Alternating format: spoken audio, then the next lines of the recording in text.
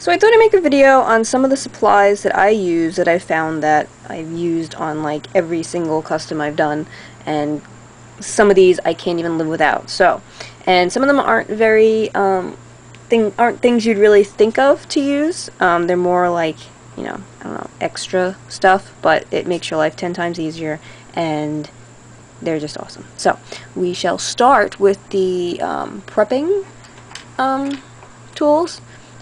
First and foremost, and one of the best tools I found, are Carbide scrapers. You can get these from Rio Rondo, and they are phenomenal for carving seams and you know, prepping things and such, smoothing things out, scraping things off, picking things. I don't know, it's just, I have never prepped something without picking this up. This is one of the tips that I use. This one I don't use as frequently, but I guess I do.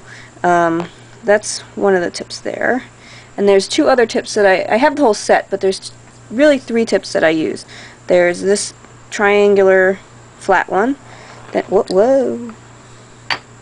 Then there's the rounded flat one. This one's good for like big seam removal.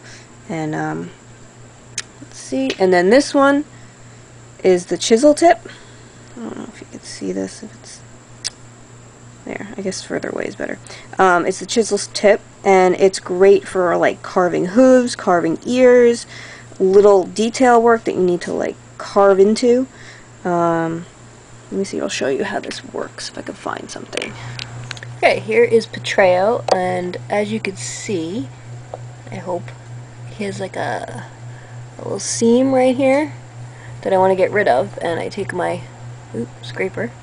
I'd probably use the more rounder one for this, and this is how they work. You just scrapey, scrapey, scrapey,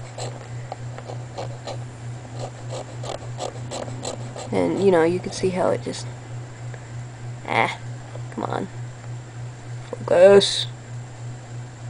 See how it just like peels off. So yeah, these are really great. Another tool I use for prepping, needle files. I have a bunch of different sizes, but these are just easier to show. They're little jewelry files. The one I use the most is the round one, like this. It's just round all the way around.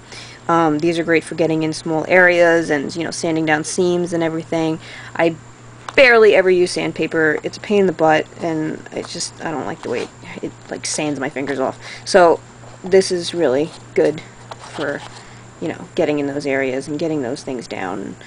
I recommend getting diamond coated. It sounds super expensive, but it's really not. I mean, this set was probably only like no more than like $5 to $8. So the other ones that are not diamond coated tend to get really gunky, and they don't work as well after like 1 or 2 uses. These like have lasted me a really long time, so I suggest getting some of those in your prep work as well. Another thing I use often when doing some prep work or sculpting or something is rubbing alcohol. It's really good for smoothing out the epoxy, as well as, you know, say you started painting some acrylic and you hate it and you can't get it off with your finger because it's already dried. You just take a little bit of rubbing alcohol and on a Q-tip, and it'll take it right off, and then you just wipe it off so it doesn't like ruin any underlayers or anything. So this is a really helpful tool for removing stuff and smoothing stuff out. Next, in the prepping tools, more so if you need to use epoxy or resculpt something or sculpting in general, color shapers, so awesome for sculpting. They come in a variety of firmnesses and, is that a word? Firmness? Firm? I don't know. Yeah. So this is a little softer than the black. These are awesome for sculpting. It's so easy to get detail and, you know, push epoxy into places it needs to push and smooth it out. They come in all shapes and sizes. I get these from Dick Blick. You could probably get them in, you know, craft stores and stuff too. So yeah, those are great for sculpting. Also, for the prepping as well as the painting, I guess we'll use this as the transition, toothpicks. They are great for all sorts of things. For sculpting, you know, details or something, you can use these, and also great for when you're doing finish work and painting. In case you come across like a hair or something in the paint, you know, you could pick it out easily without ruining, you know, without scratching the model or anything. Also, what I do that with for more fine things is pins, like sewing pins. Sometimes there's like a little blob or hair or something in the paint, and that you need to delicately pick it out. These work great. Let's see, also in the finish work department, pointed Q-tips. These are fabulous for applying pastel dust in detail. Excuse the train. Yeah. Pastel dust, detail, pigment dust, detail. These are, I got these at Rite Aid in the makeup department. They're really makeup applicators. You can get them, I think, at Sally Beauty Supply, or I found Q-tip brand at Target, which weren't as good as these. They were softer and didn't last as long. These are, I don't know, Salon Plus, but they're firm and they last longer, and you know, the point lasts longer while you're detailing. That said, also regular Q-tips are good for broader areas of pastel dust that you don't need such a detail for. And let's see, another pastel applicator that I've just recently tried for the first time, and they are amazing, are these Just a Dab airbrush applicators. They're like these little tiny, they come in like a multi-pack of sizes, and there's like, they're little tiny, like almost like little tiny Q-tips or something. But they are fabulous for getting in like crevices and small detail work. This camera is not focusing. Come on. Hopefully you can see all this. Sorry if it's a cruddy video. So yeah, these were fantastic. I got these at Dick Blick. I think I've seen them in other online stores as well, but I was placing an order, so I just threw these in there, and I'm so glad I did, and I'm going to be ordering like a buttload more. So these are really great. As far as painting with acrylics, I found this stuff invaluable.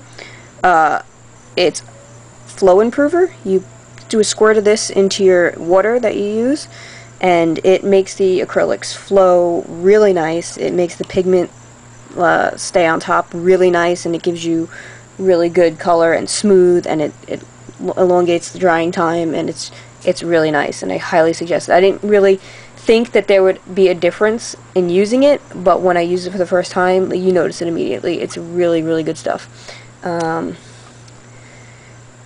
Sable brushes. These are really great for, they hold a lot of paint, they last a long time, and they don't get that little bendy tip that these synthetics get. Let me see if I can find one that looks like that. Yeah, this doesn't happen to them. Yeah, I'm really tough on my brushes. So, these will last a long time, and they hold a lot of paint.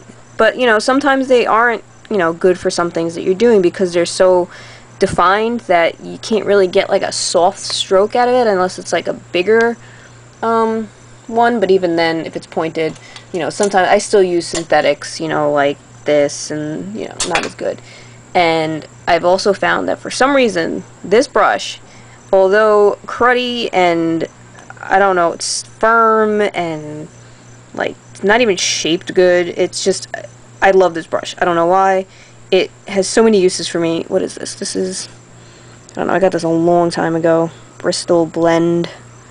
I don't know. But sometimes you'll find those cheap brushes that you've bought who knows when, for who knows how much, and they just last for years and years and years. This is probably from like high school, so this is like really old, but I mean, it still looks fabulous, and I use it for everything from like mixing paint to like dry brushing to, I don't know, it just, for some reason I like this brush. So you'll find that too with some of your supplies. So the more supplies you buy, the more you'll realize what you like. Also, another thing I like to mention that it might be good to get is some gesso. Now, this is not great for priming a model. It's really rough and gritty, this one. There are smoother ones. I have another smoother one. Let me see if I can get it. This is the smoother one I just bought. It works okay, and it's still a little toothier than on my pants. Still a little toothier than the than like regular acrylic or something, but it'll work. I just don't have the patience to hand prime. But this stuff stinks to high heaven. I don't understand why it smells so much. I have to use a respirator just to put it on my palette. It's terrible, but it's pretty cool. So yeah, anyway, the gesso. Yeah, you know, gesso is good for priming, but sometimes I use it for like almost like a modeling paste on some things. Like, it's good for really building up texture, or, you know, like,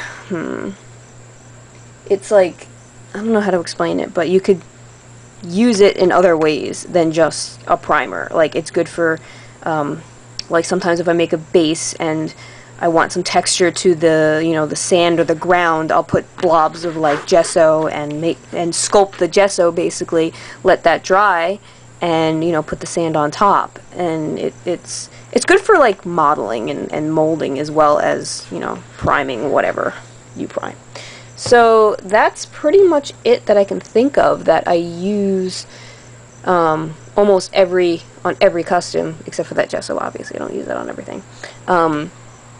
So hopefully that's helped and help you try some new things that you know, never thought of trying or picking up from the art store when you're ordering your supplies. So, moral of the story, try new things, and you never know what you could really love, and it could stick with you for a long time.